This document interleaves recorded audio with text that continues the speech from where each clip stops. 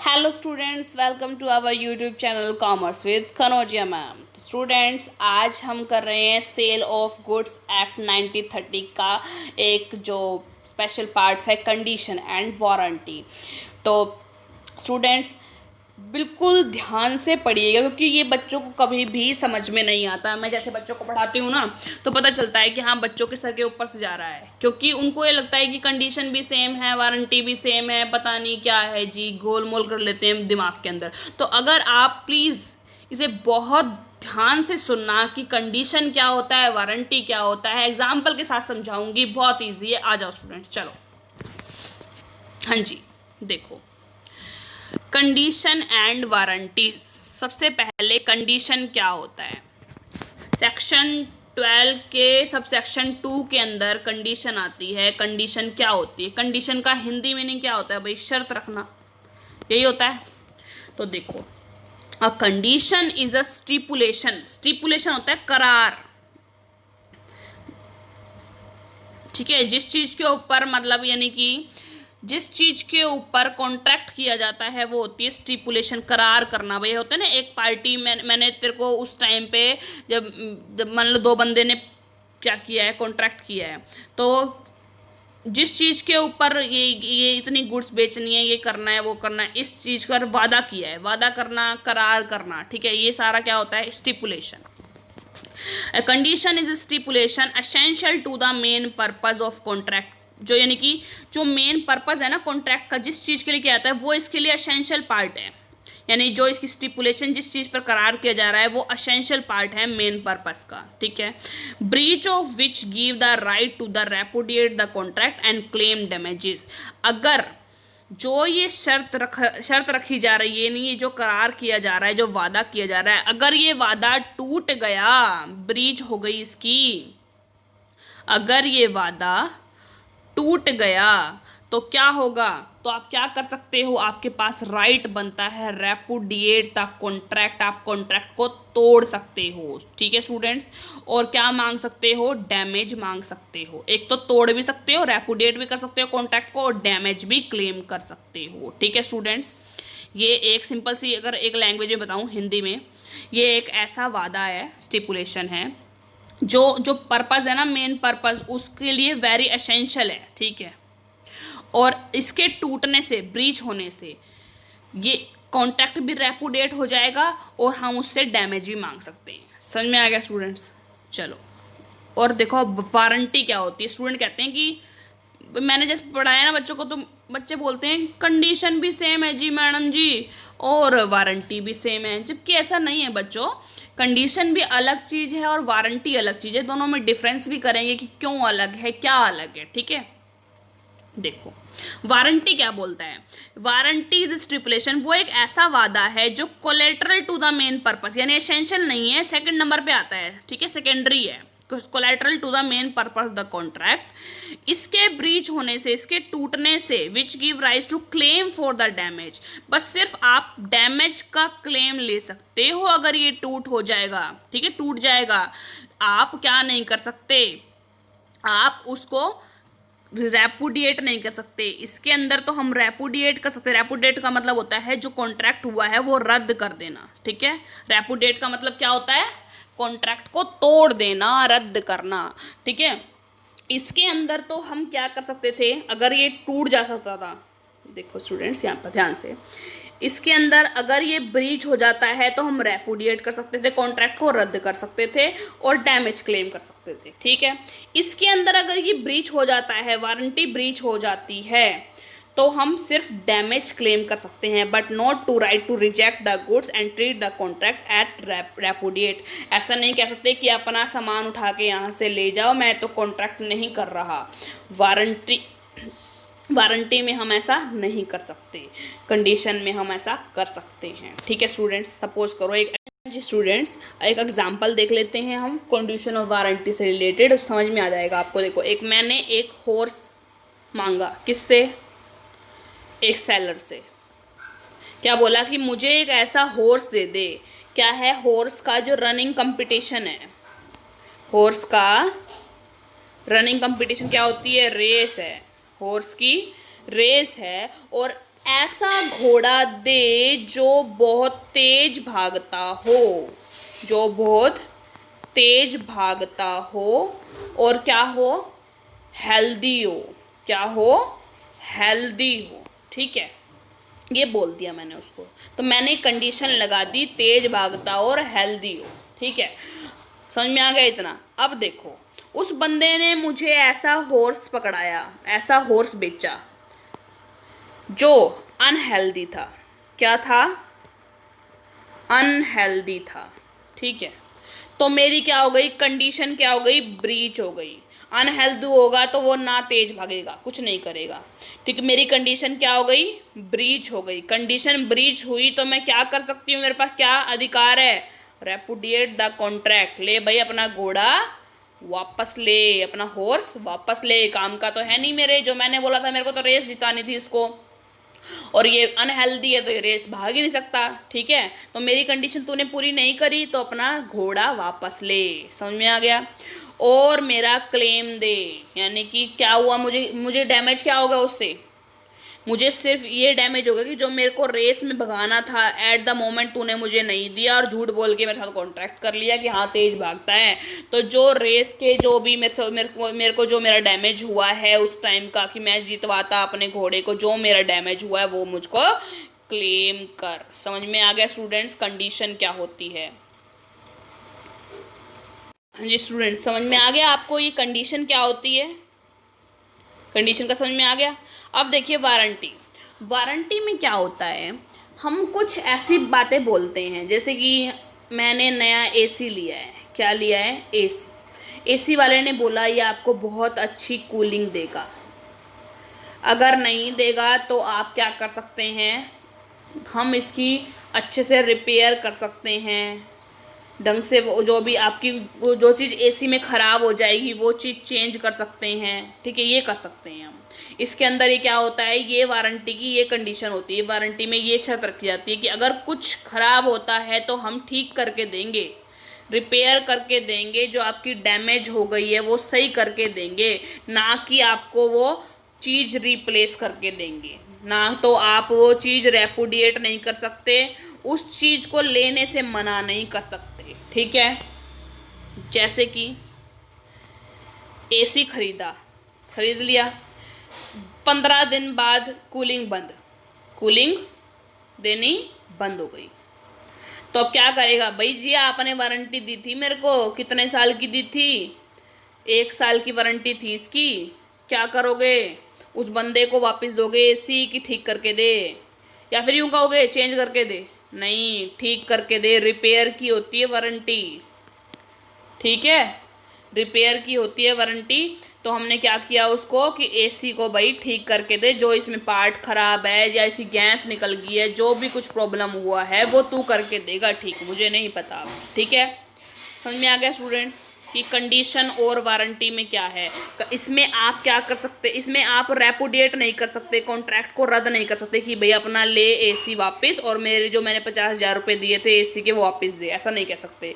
जबकि हम कंडीशन में ये चीज़ बोल सकते थे, कंडीशन में बोल सकते थे कि तेरा घोड़ा जो है वापस रख और मेरे जो घोड़े के मैंने तेरे को 50,000 रुपये दिए थे ना वो वापस दे। ठीक है, कंडीशन में आप बोल सकते हो जब आप कंडीशन फुलफिल, जब अगर लेकिन अगर वारंटी में हो आप, तो आप वारंटी में अपने पैसे एसी के लिए वापस नहीं मांग सकते कि एसी रख और 50,000 रुपये दे, नहीं, आप ठीक करवा सकते हो, रिपेयर करवा सकते हो उसकी, जब तक वो आप वारंटी में चल रहे हो। ठीक है स्टूडेंट्स, समझ में आया ये बात, आगे आ जाओ।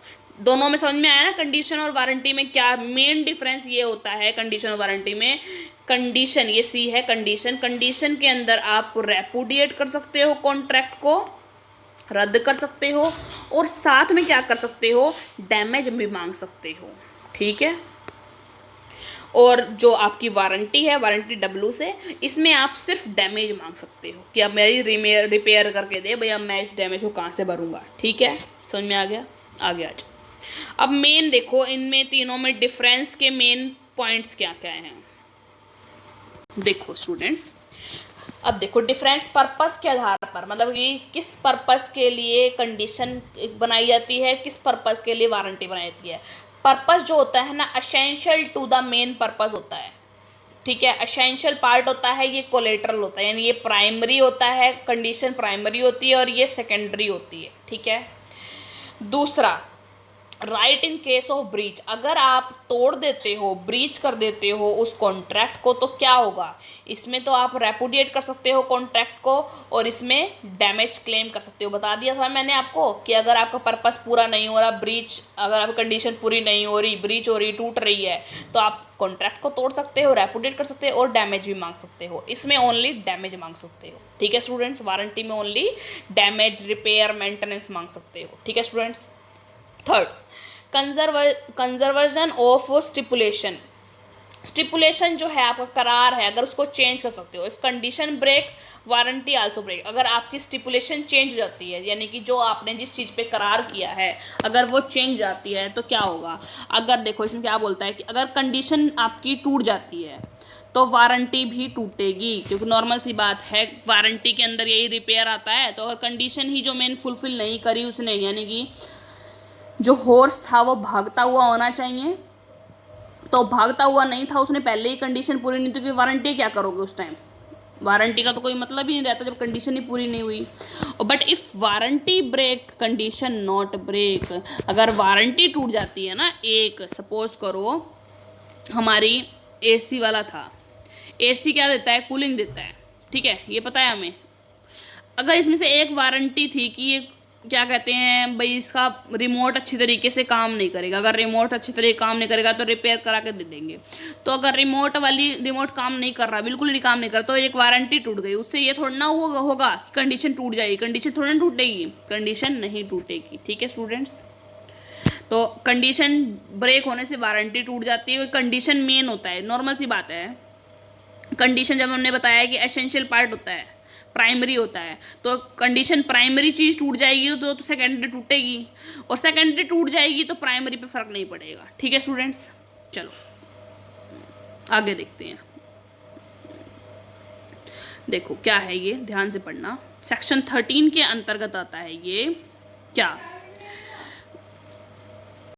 हाँ जी स्टूडेंट, सेक्शन 13 के अंडर व्हेन आता है, व्हेन ए कंडीशन में बी ट्रीटेड एज वारंटी, कि एक कंडीशन को कब हम वारंटी समझ सकते हैं, मतलब कब एक कंडीशन वारंटी बन जाती है, ठीक है, यानी कंडीशन को कब हम वारंटी की जैसे ट्रीट कर सकते हैं। ये सब कुछ डिपेंड करता है कि कंडीशन को कब वारंटी के रूप में देख सकते हैं, ट्रीट कर सकते हैं, ये सब डिपेंड होता है बायर के ऊपर। किसी के ऊपर, बायर के ऊपर। चलो देखते हैं कैसे बायर के ऊपर होता है ये। देखो फर्स्ट सब सेक्शन 13(1) के अंदर बोलता है कि when buyer all together waives the performance of the condition, कि वो ही क्या कर दे, वेव्स कर दे performance of the condition, conditions की जो परफॉर्मेंस है उसको वेव्स कर दे, मतलब कि मना कर दे उसको कि भाई नहीं भाई ये कंडीशन कोई बात नहीं हुई पूरी तो कोई बात नहीं, ठीक है। ये तो हो गया परफॉर्मेंस पर, ठीक है। और सेक्शन 13(1) के अंतर्गत दूसरे ये आता है कि where buyer elects to treat the breach of condition as one of the warranty, कि खुद बायर बोलता है कि भाई ये कंडीशन नहीं टूटी, अगर कोई कंडीशन टूट भी गई है ना तो कहता है कि कोई बात नहीं, कंडीशन नहीं टूटी, मैं इसको एक वारंटी टूटना मान लेता हूँ, और जो वारंटी टूटी है उसके रिगार्डिंग आप मेरे को बस डैमेज दे दो, क्या कर दो, डैमेज क्लेम कर दो मेरा। मैं क्या नहीं करूँगा, मैं रेपुडिएट नहीं कर रहा, मैं आपको वो चीज़ वापस नहीं कर रहा, मैं वो कॉन्ट्रैक्ट रेपुडिएट या रद्द नहीं कर रहा, ठीक है, समझ में आ गया। तो सब कुछ किस पर डिपेंड कर रहा है, बायर पर। बायर कह रहा है कि कोई बात नहीं, कंडीशन नहीं टूटी, कोई बात नहीं, मैं इस कॉन्ट्रैक्ट में ऐसे बोल देता हूँ कि कंडीशन नहीं टूटी, सिर्फ एक वारंटी टूट गई है जिसे आप मेरे को डैमेज क्लियर कर दो, समझ में आ गया। He only claims damage instead of repudiate contract, समझ में आ गया। तब वो क्या होगा, जो कंडीशन होगी ना, जो कंडीशन वैसे तो टूटी कंडीशन थी लेकिन बायर पर डिपेंड कर दिया, बायर ने बोला कोई बात नहीं कंडीशन नहीं टूटी, वारंटी टूट गई, तो उस टाइम कंडीशन को हमने वारंटी के रूप में ट्रीट किया, समझ में आ गया। आगे 13(2) सबसेक्शन बोलता है condition is not severable, the buyer has accepted either the whole goods or any parts of goods. condition non severable हो सकती है, सेवर्स नहीं कर सकते उसको हम। बायर को या तो पूरी गुड्स अपने पास रखनी पड़ेगी या कुछ पार्ट्स ऑफ गुड्स अपने पास ज़रूर रखना पड़ेगा। जैसे कि मैंने एसी का एग्जांपल दिया था, अगर एसी का रिमोट ख़राब हो गया है तो आप एसी को ये नहीं कह सकते मैं एसी को नहीं रखूँगा अपने पास, आप ये बोल सकते हो कि मैं रिमोट अपने पास नहीं रखूँगा, रिमोट को चेंज करके दे दो मेरे को। ठीक है, कि होल गुड्स को मना नहीं कर सकते आप, या तो होल गुड्स को पूरा लोगे या फिर पार्ट्स ऑफ द गुड्स को एक्सेप्ट करोगे। होल गुड्स मतलब एसी रिमोट के साथ, या फिर ओनली एसी को एक्सेप्ट करोगे और रिमोट को चेंज करवा के एक्सेप्ट करोगे। समझ में आ गया? आगे, when fulfillment of any condition or warranties is excused by law of reason of impossibility or otherwise, यानी कि अगर आपकी कंडीशन कुछ ऐसी चीज़ में फंस जाती है जो इम्पॉसिबिलिटी हो जाती है लॉ के अकॉर्डिंग, कोई ऐसी कंडीशन आपने रखी है जो आगे चलने पर ना लॉ के अकॉर्डिंग ना इम्पॉसिबल मानी जाती है। क्या मानी जाती है? इम्पॉसिबल। तो लॉ आपको उस टाइम वो कर देता है, प्रोहिबिटेड कर देता है कि आप वो क्या कर सकते हो, वो कंडीशन जो है आपकी वो नहीं टूटी क्योंकि वो इम्पॉसिबल एक्ट है, इसलिए आप रेपुडिएट नहीं कर सकते उस कॉन्ट्रैक्ट को, क्योंकि लॉ ने आपको बाइंड कर दिया है उस टाइम। ठीक है, तो लॉ बाइंड के तो क्या बोल सकते हैं हम, देखो चारों पढ़ते हैं दोबारा से। कंडीशन कब वारंटी बन जाती है? जब खुद बायर वेव्स कर दे उसको। दूसरा, जब बायर क्या करे कि भाई बायर बोले कि नहीं भाई कंडीशन नहीं टूटी, वारंटी टूटी है। ठीक है, तो इसलिए भाई मैं नहीं चाहता कि रेपुडिएट करूं कॉन्ट्रैक्ट को, आप मेरा ठीक करा के दे दो। ठीक है, तीसरे वाले में बोलता है कि नॉन सेवरेबल है, बायर को या तो पूरी गुड्स लेनी पड़ेगी या फिर कुछ पार्ट्स ऑफ गुड्स लेना ही पड़ेगा, पूरी तरीके से वो क्या नहीं कर सकता, गुड्स को रेपुडिएट नहीं कर सकता। ठीक है, और चौथा कहता है कि कोई लॉ हमारे को बाउंड कर देता है कि जो ये कंडीशन है आपकी, ये इम्पॉसिबल कंडीशन है, इसलिए इसको पूरा नहीं किया सकता है और ना आप कॉन्ट्रैक्ट को तोड़ सकते हो। ठीक है, ये आ गया। 4 कंडीशंस हैं जो जब कंडीशंस में भी ट्रीटेड एज वारंटी, जब कंडीशन को वारंटी के रूप में ट्रीट किया जाता है। समझ में आ गया? आ जाओ स्टूडेंट्स आगे। अब देखो वो सेक्शन 13 के अंदर पढ़ा हमने कि कब जो कंडीशन है उसको वारंटी के रूप में ट्रीट किया जाता है। अब सेक्शन 14 to 17 में हम ये पढ़ेंगे कि एक्सप्रेस्ड और इम्प्लाइड कंडीशन कौन सी होती है और एक्सप्रेस्ड और इम्प्लाइड वारंटीज कौन सी होती है। तो देखो एक्सप्रेस कंडीशन और वारंटीज कौन सी होती है। एक्सप्रेस मतलब जैसे कि नाम से ही है, जिसको बोल के या फिर लिख कर बता रहे हैं, एक्सप्रेस कर रही है, मतलब ये होता है ना अपने मन की फीलिंग्स को एक्सप्रेस करो। ठीक है, एक्सप्रेस मतलब बताना, तो जो चीज़ बताकर, बोलकर या लिख कर बता दी गई है वो एक्सप्रेस कंडीशन और वारंटी होती है। ठीक है, जैसे कि express condition and warranties are those which are agreed between the parties, जो पार्टीज के बीच में एग्रीड है at the time of contract के टाइम पर दोनों पार्टीज के बीच में एग्री हो गई है, and expressly provided in the contract, और कॉन्ट्रैक्ट के अंदर एक्सप्रेसली यानी कि रिटर्न में या फिर ऑरली जब कॉन्ट्रैक्ट कर रहे हैं तो उसके अंदर प्रोवाइड किया गया है, वो एक्सप्रेस की गई है। ठीक है स्टूडेंट्स, आगे इम्प्लाइड कंडीशंस कौन सी होगी और वारंटीज कौन सी होती है। Implied condition and warranty are those which are presumed by law to be present in the contract, जो लॉ के अकॉर्डिंग प्रिज्यूम मान ली जाती है कि ये कॉन्ट्रैक्ट करते टाइम जरूर इसके अंदर होगी ही। ठीक है, अगर हम एक पेंसिल खरीद रहे हैं ना, क्या खरीद रहे हैं, पेंसिल, तो पेंसिल को अज्यूम करके चलेंगे कि वो उसके अंदर सिक्का होगा ही होगा, जिससे हम लिखेंगे उसके अंदर सिक्का होगा ही होगा। तो ये कंडीशन है, इम्प्लाइड अपने आप ही माइंड में बन जाती है, प्रिज्यूम कर लेते हैं कि जो पेंसिल खरीदी है वो खाली लकड़ी नहीं होगी गोल गोल, अंदर उसके सिक्का भी होगा। ठीक है, समझ में आ गया, ये प्रिज्यूम कर ली जाती है। और कौन सी होती हैं इम्प्लाइड कंडीशंस।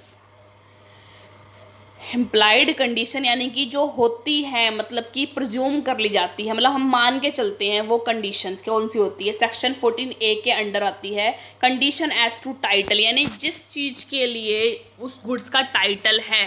मान लो अब एक जैसे कि टाइटल किसका है, वो एक्स की गुड्स है और वाई को हम वो बेच रहे हैं, तो जो हम मान के चलेंगे कि एक्स अगर उसको बेच रहा है ना, अब मैं तो वाई हूँ, ठीक है, मैं बायर हूँ और ये सेलर है एक्स, तो वाई मान के चलेगा कि जो ये गुड्स बेच रहा है ना वो टाइटल टाइटल होता है, यानी कि वो खुद की गुड्स है, तो टाइटल उसी का है वो, ठीक है। सपोज करो मैं एक चीज बेच रही हूँ, स्कूटर बेच रही हूँ, तो जो खरीदने वाला है वो यही सोचेगा कि क्या कहते हैं, गुड्स तो मेरी है, तो उसके माइंड में यही बनेगा। प्रिज्यूम प्रिज्यूम बताया था ना मैंने, इम्प्लाइड, पहले ही मान के चलते हैं कि माइंड के अंदर कुछ कंडीशन ऐसी होती है जो दिमाग में अपने आप ही चलती है, ठीक है, कंडीशन अपने आप बन जाती है। टाइटल का क्या बोलता है कि एक्स अगर कोई चीज बेच रहा है तो वाई अपने माइंड में मान के चलेगा कि जो टाइटल ऑफ गुड्स है वो एक्स का ही है, यानी एक्स की ही गुड्स हैं, ठीक है। सेक्शन 15 बोलता है सेल बाय डिस्क्रिप्शन। अगर कोई चीज डिस्क्रिप्शन से बिक रही है, यानी मान लो कोई आप दवाई खरीद रहे हो, ठीक है, उसके ऊपर डिस्क्रिप्शन लिखा हुआ है ये इस चीज़ के लिए है, ये खांसी होती है, खांसी से सही होती है, इससे जुकाम सही होता है, इससे ये सही होता है, ठीक है। तो जो चीज़ उसके ऊपर लिखी होगी ना, तो हमारे माइंड में अपने आप प्रज्यूम हो जाएगा, हमारे माइंड में अपने आप प्रज्यूम हो जाएगा कि ये जो दवाई है, ये सब जो कंडीशन लिखी हुई है इसके अंदर जो डिस्क्रिप्शन में लिखा हुआ है वो उस चीज़ को पूरा करती है, ठीक है। अगर पूरा नहीं करेगी, अगर वो डिस्क्रिप्शन में जो लिखा हुआ है वो पूरा नहीं कर रही, तो क्या होगा, कंडीशन टूट जाएगी। समझ में आया। 17 सेक्शन के अकॉर्डिंग बोलता है सेल बाय सैंपल। कोई चीज़ आपको सैंपल से सेल की जाती है, ठीक है। आपको किसी डिटर्जेंट पाउडर का सैंपल दे दिया, क्या है ये, डिटर्जेंट पाउडर का सैंपल, आप उसको यूज़ करोगे, ठीक है, यूज़ किया तो आपको अच्छा लगा, ठीक है। अब आगे जो आपको मान लो रियल प्रोडक्ट दिया है, जो सर्फ का पैकेट दिया है पूरा डिटर्जेंट का, वो वैसा का वैसा नहीं है जैसा आपको सैंपल दिया गया था। वो ये तो इसमें तो मिट्टी डाल रखी है, बेकार सा है बिल्कुल, ना झाग होते कुछ भी नहीं है, और ये तो बहुत अच्छा था। तो ये कंडीशन बन गई कि जैसा आपने सैंपल दिया है ना, आपका प्रोडक्ट भी वैसा होना चाहिए, ठीक है स्टूडेंट्स। सैंपल के द्वारा जो इम्प्लाइड कंडीशन बनती है, हम खुद अपने मन में प्रिज्यूम कर लेते हैं कि जैसा सैंपल है वैसा ही रियल प्रोडक्ट होगा, ठीक है। और सेल बाय 15 के बोलता है सेल बाय सैंपल और बाय डिस्क्रिप्शन। कोई चीज़ सैंपल के द्वारा भी बिक रही है और डिस्क्रिप्शन के द्वारा भी बिक रही है, सामान जो उसके ऊपर लिखा हुआ है वो भी इसमें बिक रही है, तो अगर उनमें हम ये मान के चलेंगे जैसा सैंपल है और या फिर जो उसके अंदर डिस्क्रिप्शन में लिखा हुआ है वो सब उस गुड्स में प्रेजेंट होगा, ठीक है। तो ये कंडीशन अपने आप ही बन जाती है माइंड के अंदर, बनानी नहीं पड़ती, अपने आप माइंड में बन जाती है। कि सपोज करो मैंने कुछ चीज़ देखी, डिटर्जेंट पे लिखा हुआ है कि बहुत ज़्यादा साफ़ कर देता है, ये कर देता है, वो कर देता है, तो मैं इसको प्रिज्यूम कर लूँगी माइंड में कि हाँ भाई इससे अच्छे झाग आते होंगे और ये सफाई अच्छे से करता होगा कपड़ों की, ठीक है। 16(1) सेक्शन 16(1) के अंदर बोलता है कंडीशन एज टू क्वालिटी और फिटनेस। क्वालिटी और फिटनेस यानी कि जो मान लो आपका प्रोडक्ट है वो दिख रहा है आपको, क्वालिटी अच्छी है उसकी, फिटनेस है, मतलब प्रॉपर तरीके अच्छा प्रोडक्ट है, तो हम माइंड में ये मान के चलते हैं कि अच्छी क्वालिटी दिख रहा है, अच्छा तो ये अच्छा ही होगा रियल में, ठीक है, तो माइंड में प्रिज्यूम कर लेते हैं। Condition as to merchantability. Merchantability में बोलता है कि अगर जो चीज़ ट्रेड के लिए अच्छी है, मर्चेंटेबिलिटी के लिए अच्छी है, तो वो चीज़ रियल में ही अच्छी होगी, तो माइंड में चल जाती है वो चीज़ कि हाँ ये फिट है, ये चीज़ ये इस चीज़ के लिए फिट है, ठीक है। तो कंडीशन अपने आप बन जाती है। Condition as to wholesomeness. Wholesomeness मतलब कि नॉर्मल सी बात है, आपके माइंड में खुद अपने आप बना होता है। देखो आपने एक शैम्पू की बॉटल मंगाई है, ठीक है, शैम्पू की बॉटल खरीद के लाए हो या फिर ऑनलाइन मंगाई है, कैसे भी मंगाई है, ठीक है, ये शैम्पू की बॉटल है। अब आप अगर मंगा रहे हो तो आपके माइंड में अपने आप ही प्रिज्यूम होगा ना कि ये पूरी भरी हुई बोतल होगी, कि पूरी भरी हुई बोतल होगी, या फिर ये सोचोगे कि आधी आएगी पता नहीं पूरी आएगी, ऐसा नहीं तो नहीं सोचोगे ना, ऐसे सोचोगे कि पूरी भरी हुई आएगी, क्योंकि अपने आप के माइंड में होलसमनेस आता है कि अगर आपने ये इस पूरी बोतल के पैसे दिए हैं ना तो आपको ये पूरी बोतल भरी हुई मिलेगी, ठीक है। तो ये कंडीशन अपने आप बन जाती है होलसमनेस की अपने माइंड के अंदर कि ये पूरी चीज़, हमें पूरी चीज़ मिलेगी, अगर पैसे पूरे दे रहे हैं तो चीज़ भी पूरी ही मिलेगी, ठीक है स्टूडेंट्स। ये तो थी इम्प्लाइड कंडीशन जो हम अपने माइंड में अपने आप बन जाती है किसी चीज़ को देखकर, ठीक है, प्रज्यूम कर लेते हैं हम उसे, ठीक है। और इम्प्लाइड वारंटीज कौन सी हैं? Implied warranty as to undistributed possession. हाँ जी, अनडिस्ट्रीब्यूटेड पोजेशन मतलब कि मान लो, देखिए मैंने एक्स से, मैं वाई हूँ, ठीक है, मैंने एक्स से कोई चीज़ खरीदी, ठीक है। अब मुझे ये नहीं पता था कि भाई वाई एक्स ने किसी की चुरा कर वो चीज़ रख रखी थी और मुझे बेच दी, ठीक है। मैंने कार खरीदी थी, ठीक है, कार पर पैसा भी लगाया मेंटेनेंस के लिए, उसके रिपेयर के लिए, कितने 4,000 रुपये उसके रिपेयर के लिए भी लगाए, ठीक है।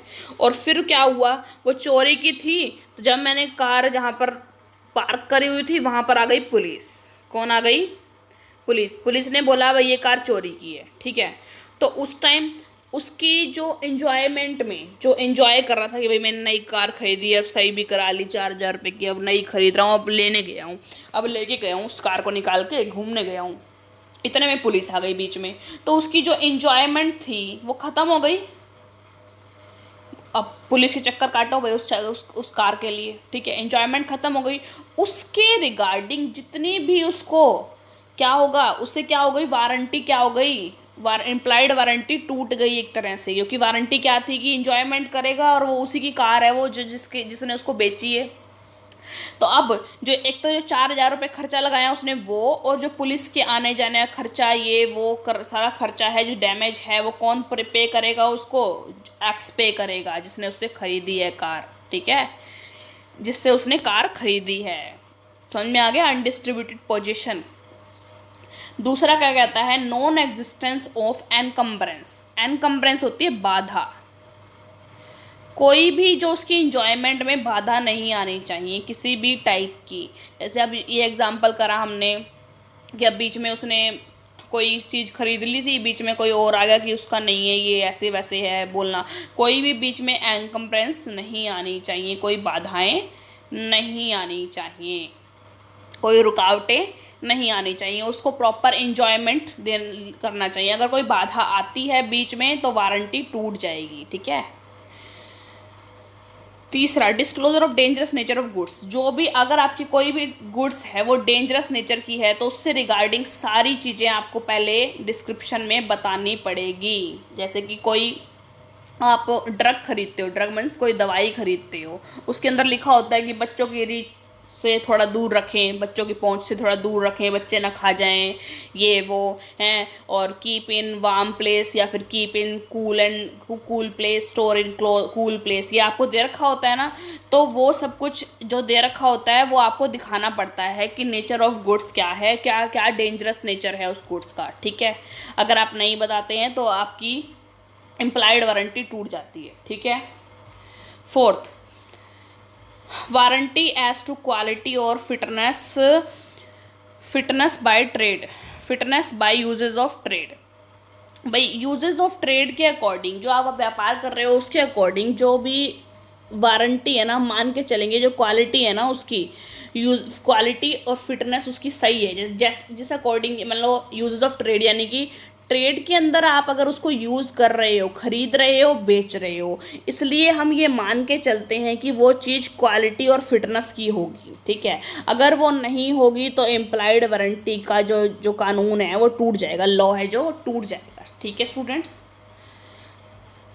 तो आज हमने इस वीडियो में पढ़ा कि कंडीशन और वारंटी क्या होती हैं, दोनों में डिफरेंस क्या होता है, फिर कंडीशन कब वारंटी बन जाती है, ट्रीट की जाती है, और फिर पढ़ा एक्सप्रेस और इम्प्लाइड कंडीशन एंड वारंटीज़, ठीक है स्टूडेंट्स।